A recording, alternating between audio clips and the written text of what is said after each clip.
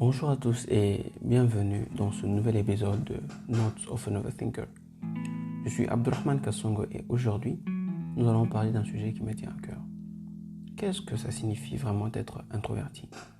Comment se distingue-t-on des personnes timides et comment faire face à l'inconfort que nous ressentons souvent dans les foules ? Si vous êtes déjà arrivé au niveau où vous posez cette question, alors cet épisode est pour vous. D'abord, définissons ce que signifie vraiment d'être introverti.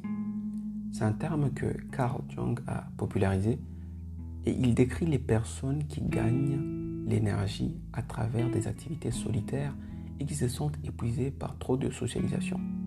À l'inverse, les extravertis gagnent de l'énergie à travers les interactions sociales et se sentent épuisés lorsqu'ils passent trop de temps seuls. Les introvertis ont souvent une préférence pour les conversations profondes plutôt que les petites discussions. Ils aiment la solitude et ont tendance à réfléchir avant de parler. Mais attention, il y a une différence entre un introverti et un timide.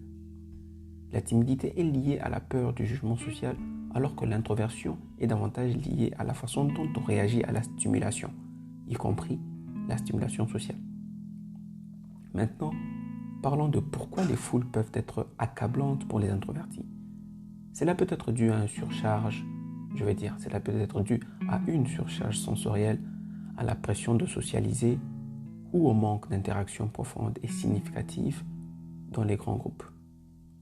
Pour illustrer cela, laissez-moi vous raconter une expérience personnelle.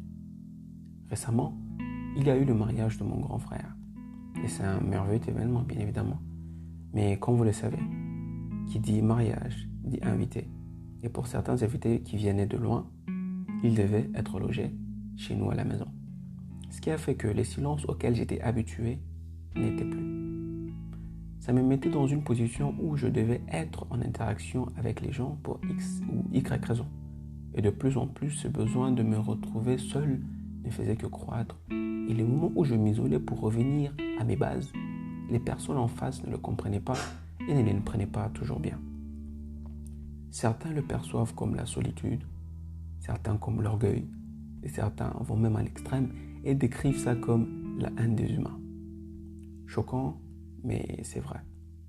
Il y a certaines personnes qui n'acceptent juste pas le fait qu'être introverti n'est pas un handicap, mais même pas une maladie, mais juste une façon d'être.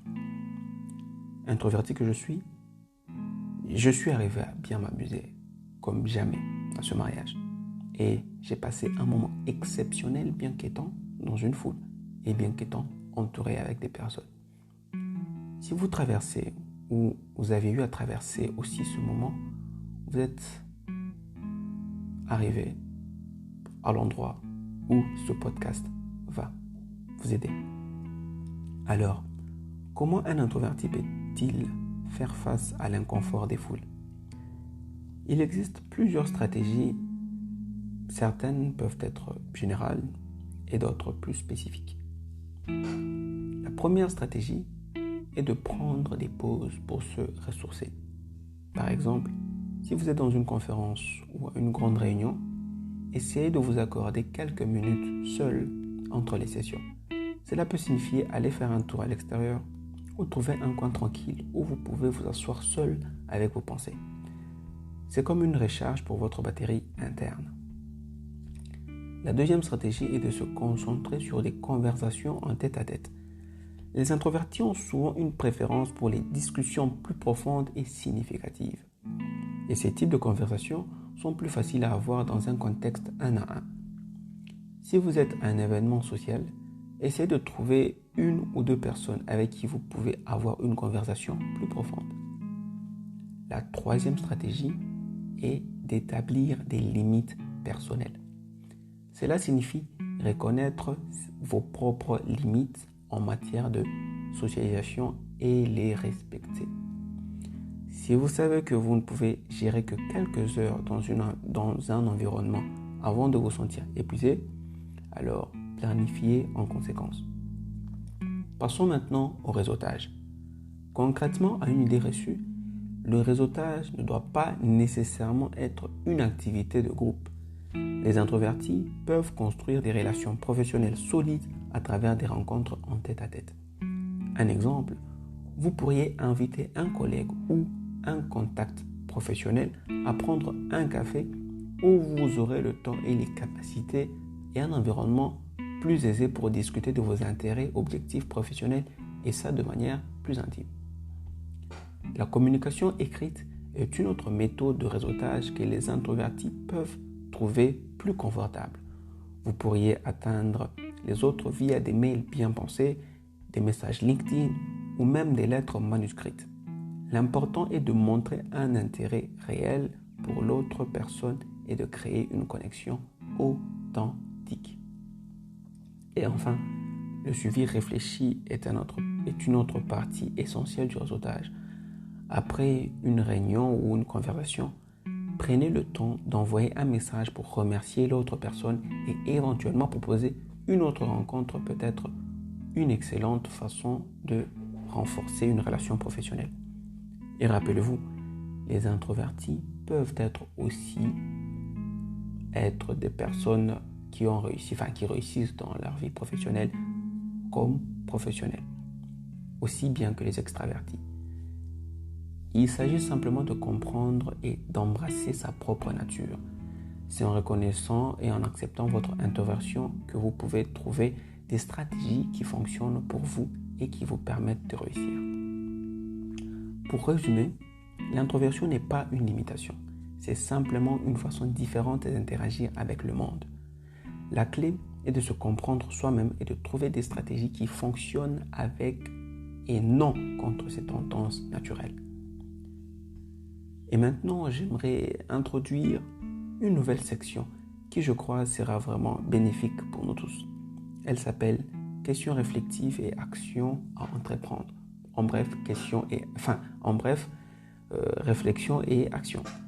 Cette section est conçue pour nous aider à réfléchir sur ce que nous venons de discuter et à identifier des étapes concrètes que nous pouvons prendre pour appliquer ce que nous avons appris. Alors, nous allons entrer dans le vif du sujet. Aujourd'hui, le premier élément sur lequel nous allons réfléchir et prendre des actions, c'est réfléchissez à votre propre expérience en tant qu'introverti. Quels sont les moments où vous vous êtes senti à l'aise et quels sont les moments où vous vous êtes senti fatigué? Et surtout, quels sont les moments, dans quel laps de temps, à compter de combien de minutes ou combien d'heures vous êtes senti fatigué?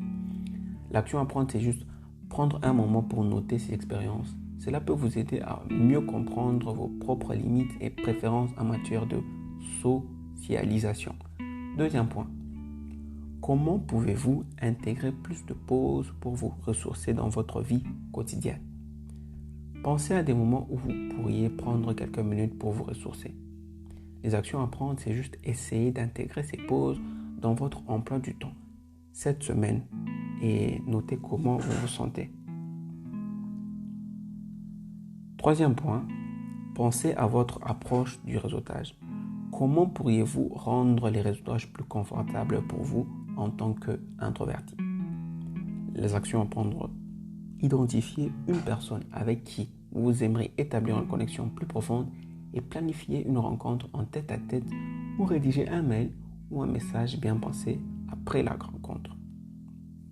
Bien évidemment, avant la rencontre, essayez de planifier la chose en avance. Le quatrième point, réfléchissez à vos limites personnelles. À quel moment vous sentez-vous épuisé par la socialisation? Comment pourrez-vous mieux respecter ces limites? Les actions à prendre. Fixez-vous des limites pour les activités sociales à venir.